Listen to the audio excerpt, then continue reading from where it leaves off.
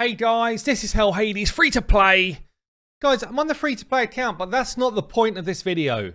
We need some real talk here. Now, I was playing Raid back in the day when they first made a permanent legendary fusion in RHAZIN. And everyone was like, whoa, it was actually in answer. I'm pretty sure it was in answer to one of the worst ever fusions that were in the game. And I think it was in answer to Foley. I could be wrong. Comment below if you were around at that time and I'm wrong. But basically, straight after that horrendous fusion where people were getting really upset, they dropped the first ever permanent legendary fusion. Turns out the only permanent legendary fusion. And then there's something that I just want to call out here is, I wonder why they wouldn't put a couple more in. This is quite a cool thing to do in the game. It's like a longer term objective. It makes use of some of the rares that perhaps you just wouldn't use, and it's just food. Again, makes use of some of the epics. Gives people that are newer to the game a chance of fusing some epics. Now, honestly, most of these are trash. So, you know, if they added another one, maybe they'd be better. But anyway, I digress. The purpose of this video is just to call out, is RHAZIN worth your time in 2022? Yeah, when he first got put into this group, honestly, we were over the moon. We couldn't believe the quality of legendary that was added for every player to be able to get. That's true. That's fact. Okay, we could not believe the quality of legendary that was being added here. Fast forward a couple of years, and we're talking about RHAZIN now, and I'm not in any rush whatsoever to fuse RHAZIN on the free-to-play. In fact, I don't know if I ever will.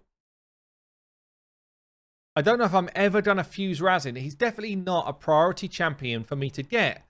And you think about it, on the free-to-play, I don't have a lot of legendaries.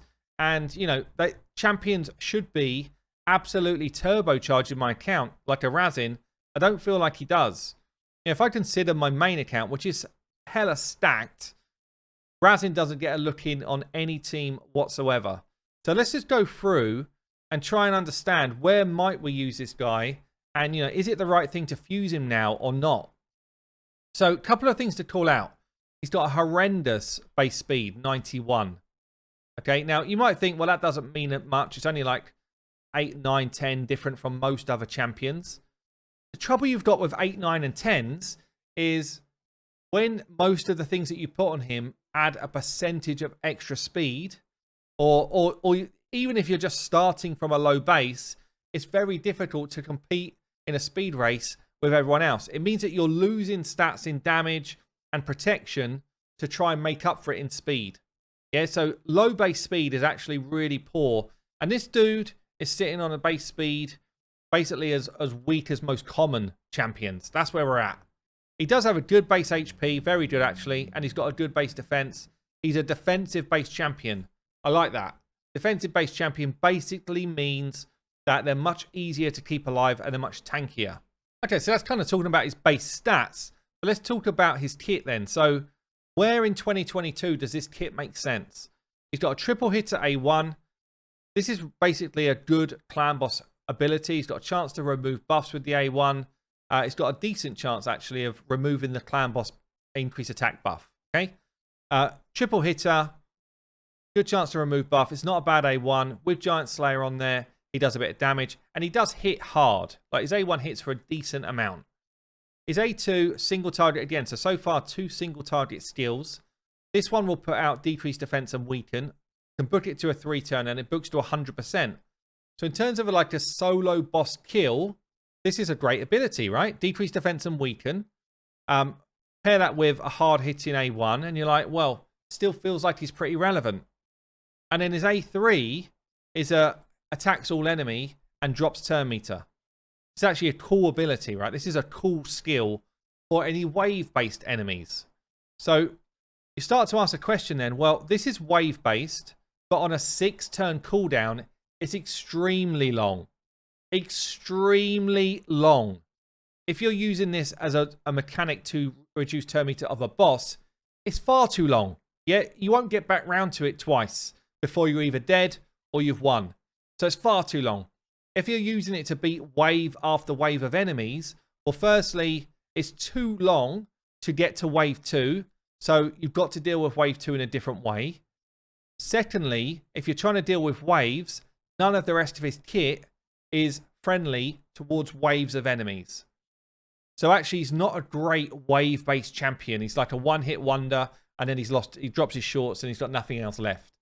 So you kind of then have to say, well, for me, I feel like he needs a buff now. I feel like when he was first added to the long-term fusion list, he was a great legendary in the game. Nowadays, he sinks right down. He doesn't really have a purpose other than clan boss. And honestly, with unkillable teams being so much more accessible now and way better, so far better, it's insane, than a normal team, he doesn't have that kind of niche role where he just sits into your clan boss team as an awesome champion. Yeah, I can't see really where he fits in unless you're doing some sort of funky, high damage arena nuke with him as like a pretend, in a pretense. Like people think, oh, he's going to be in there to drop my turn meter. He's not. He's in there for a massive AoE nuke on his A3. Other than that, I don't really see any role for this guy in the game. Yeah, there's some single kind of like target bosses like Ice Golem, whatever. But he'll mainly be using this on ads. You know, you'll get the odd turn meter drop here and there. Fine, it's okay, but it's not good. Dragons, you can't turn meter drop anyway, so that's out. Spider is actually good for a drop defense and weaken, a triple hit, bit of damage, and then a turn meter drop. All of those things are good. Trouble is, this turn meter drop is on way too long a cooldown. Way too long. So he just loses his space on Spider for someone who's got a single target turn meter drop that's on maybe like a 3 or 4 turn cooldown. Yeah. Same sort of thing on Doom Tower bosses, really. If you want to drop turn meter like on the Scarab boss or on Dark Fae, it's an okay ability, but it's on just too long a cycle. If you want single target kind of drop defense and weakens, well, honestly, you probably want a bit more than that. You probably want something like a decreased speed on an A1. If you're talking about things like Hydra, 1 AoE hit's not really enough. The rest of his skills don't do enough to make it relevant. So I think my conclusion is, the reason why I'm not fusing this guy on the free-to-play in 2022 is I'd rather have a kind of constant supply of champion chase points by just fusing the epics over and over again. Because I honestly don't think I would use him. The only place on the free-to-play where I would definitely use him is Faction Wars. Yeah, that's the only place where he would definitely get in the team. And maybe sometime down the line, as I'm starting to progress and trying to finish off factions, it might be that I have to just kind of bite the bullet and say, you know what? I will now fuse RHAZIN. But then, by that point, perhaps I would pick up some more of the epics and maybe a 1 or 2 legendaries. And the other legendaries in the faction are just so damn strong. Like, if you pick up 1 or 2 of the other legendaries, then I think RHAZIN sits out anyway. So, I don't know, guys. What do you think? Do you think that he is still viable? And if he is, where do you use him? I'd love to know. Also, do you think if they just reduced the cooldown from 7 to, say, probably would have to be at least to 5, cooldown an extra 1 to 4, do you think he then starts to pop up in the meta a bit more? Or is there something else you would do to change his skill set? One thing which he's missing, guys, which I talk about a lot, he's missing a funky passive, right? If he had a funky passive maybe that kicked in here that just enabled him to do a bit more stuff, it might be good. If he had a chance, I don't know, of spreading debuffs, like, if we're talking about big legendaries now, they're doing this against the whole enemy wave, not just against one champion. Maybe he had a spread debuffs ability added into his A1. I just feel like he needs now something else in his kit, or a cool passive, or at least a reduced cooldown on the A3 to make me even think about using all of the resources to fuse this guy. There you go, guys. I've been Hell Hades, free to play. I will see you later.